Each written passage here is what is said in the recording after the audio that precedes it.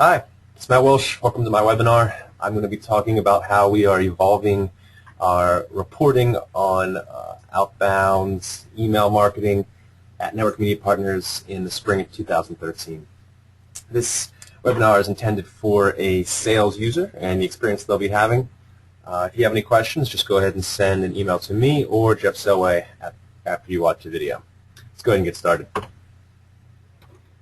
So, at first, let's just talk about how things have been traditionally through 2012 and the beginning of this year. Whenever you wanted to create an outbound message, you would draft it, hand it off to a marketing user who would send through a platform called Magnet Mail, who would send it out via email to a segmented list of users, or excuse me, of recipients. So all is well, except the reporting you would get based on the results of that send were pretty low level, I guess. You would get 4 basic stats: opens, clicks, unsubscribes, or outright bounces. But they didn't really give you a lot of value as far as explaining the level of engagement you're having with your recipients. So you'd have your stats, and even in some cases you'd have people that were a member of all 3 or 4 categories, right? So not much value there. So what we've done is we've moved on to a system called Manticore. It is going to be pretty much the same for you as far as composing and getting messages out. You'll compose it, you'll hand it to the marketing user who will send out of Manticore via email to your list. But what's different now is the results you'll be getting. What we're much more focused on now is the story of engagement that recipient is having both with your email or just the association web properties. And I'll get into that in a little bit second. So let's just start with 3 fictitious recipients of emails and kind of go through their stories and see how that is going to work in Manticore. Our first recipient is going to be Joan Harris, and Joan receives your email, opens the email, and then after opening it, thinks about a conference splash page that she's bookmarked in her browser. She doesn't use the email, she just uses her browser and goes to that conference page. Our next recipient is Peggy Olson. Peggy also gets your email and opens it, and she clicks a hyperlink in your email, and then she comes back and continues to do that every single day for the next 5 days. She's always opening that email and going through that link again. And our last user is Don Draper. Don opens your email, he clicks a link on the email, but then he unsubscribes from receiving any future emails, at least from that specific portfolio's newsletters or email messages, and then he goes and drinks a bottle of scotch. So you've got 3 users with 3 different behaviors. So how Manticore works is it actually records all of these types of events directly onto the contact or lead record in Salesforce. You'll see a related list towards the top of all the related lists on a contact or lead record, which says their exact marketing activity history. And this is really useful, especially if you're about to give this recipient a call and you want to kind of just equip yourself with information about what they've been engaged with and what they've been doing. It's a great way. The problem with that, though, is it would take hours or even days to go through every single one of your email recipients and review exactly what they've been doing. So we're going to start leveraging something called scoring. So scoring is just a way of giving a numerical value to a lead or a contact based on what they've been doing with that email or associated web properties. And the idea is that the recipients, the contacts or leads that have the highest score are going to be the ones that are most worthwhile to you. They're the ones that are the most engaged and thus probably approaching a buying decision.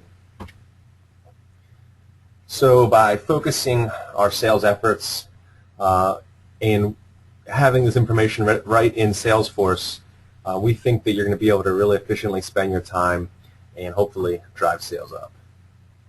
So you'll be able to pull a report in Salesforce, which will list in descending order your recipients with the highest score. And we'll take a look at that in just one second.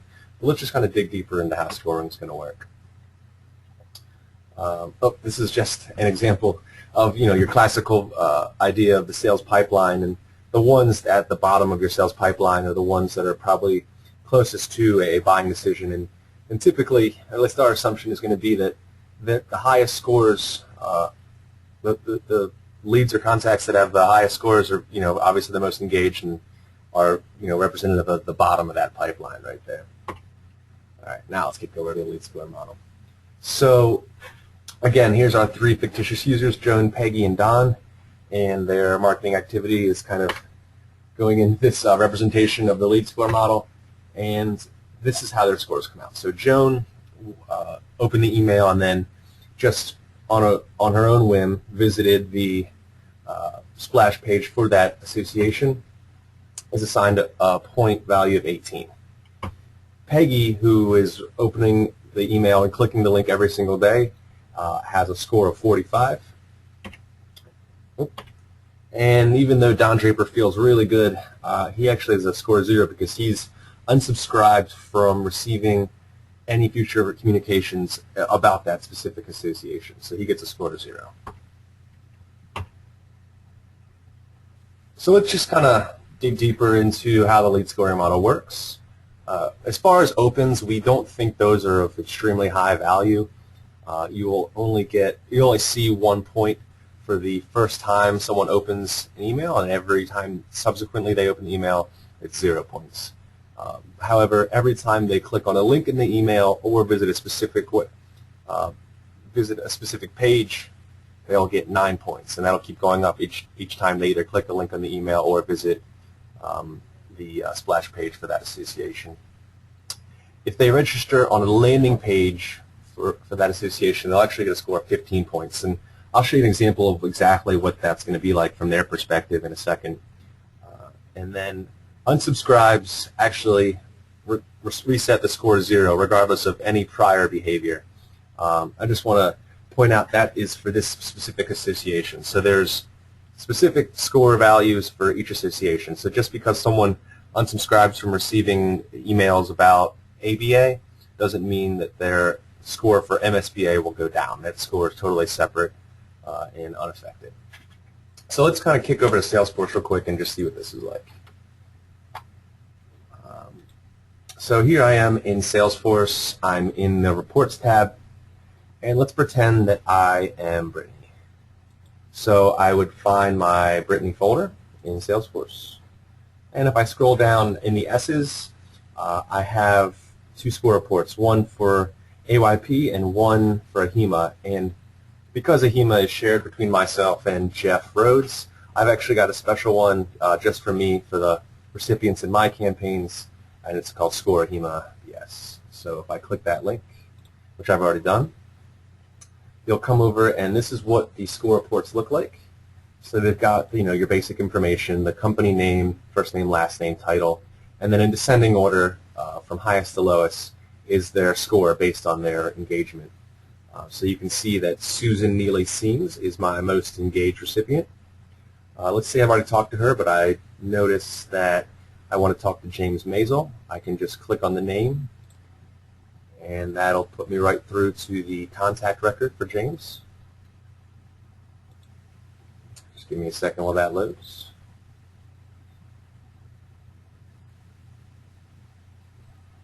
Give me 10 seconds while that loads. All right, here we go. So I am at James' contact record. So I've got his information like his phone. I can look at past opportunities, but right now you can see here is his marketing activity. So it looks like he's got quite a few opens. I'll get to why he could have so many opens in just a second. But if you go to the list and go to the entire list, you can look through and see what email links he's clicking and a prior activity. So it looks like he's just got a few clicks in here. So you can see that exactly what page he's visiting and when he's visiting it, and then you can go back, give him a call, and kind of have some things to talk about right off the bat and kind of know where his interest might be. So that is how you can use scoring for your sales efforts. I mentioned in an earlier slide something about landing pages. So registers on a landing page equal 15 points. What we want to try to kind of warm you up to the idea is that, let's say, so right now we're on the association forum website, and let's say that you had a link to your media kit on their website. So you pretend we click this. It takes you to this page. This is a landing page which would just capture some very basic contract information: first name, last name, company, email address, and they would input this data and submit it to view the media kit. So it's just one small hoop to jump through. And when they do that, if it's a brand new person not in Salesforce, it creates a leader contact record for them and applies these score values to them. Or if they are an existing leader contact, it would just bump up their score by those 15 points. So it's a way for you to be alerted quickly that their interest level is rising. So that is how a landing page could be used in a score model. Just one more slide before we end. Wanted to set some expectations about scoring. Scores will update from Manticore to Salesforce about every 8 hours or once a business day. So if you have an email send, you might have to wait till the next day to really start seeing how your engagement is. The email address is very important. It's how we identify that person in Salesforce. So if you have contacts with duplicate email addresses, it's actually going to write the marketing activity and corresponding scores to both of those contact records. So you want to take care to address any duplicates when you have a chance. Just to reiterate, each score is association specific. So cross-selling, cross-portfolios, if they unsubscribe from one portfolio communication, it doesn't mean that it's going to affect the other ones. These score values, 9 points for a click, 15 points for a landing page registration, can be updated, and they can be updated retroactively. So if we change the values of registering on a landing page from 15 to 30, the next time, in the next 8 hours when the score calculates, it's going to be those additional 15 points higher than it was before. We are placing an emphasis on recent engagements, so anything that's happened 60 days or newer. So if they have 2 clicks on an email, one from 61 days ago and one from 59 days ago, just that engagement from 59 days ago is going to score. And that's just so that we're looking at people that are actively engaging with either the email or the web property versus stuff people were clicking 6 months ago. As you saw before on the record, opens tracking is very sensitive. So that one person we were looking at had quite a few opens. Their score only had 1 point for the first open, but anytime, say, if they hovered over the email while in Outlook, it wrote an open line item in their marketing activity history. So just kind of be aware of that. And also, it's one of the reasons why we don't place a huge emphasis on opens. It's not that valuable. And then lastly, we've been scoring for email sent out since about March 1st. So if you have not sent out an email since about that time, it's very possible that you don't have any values in your score reports in your specific folder. Once you do get emails going out of Manticore, the scoring will start from there. So if you have any questions, please let me know, or Jeff Selway. I hope you enjoyed this video, and we're looking forward to rolling this out a bit more.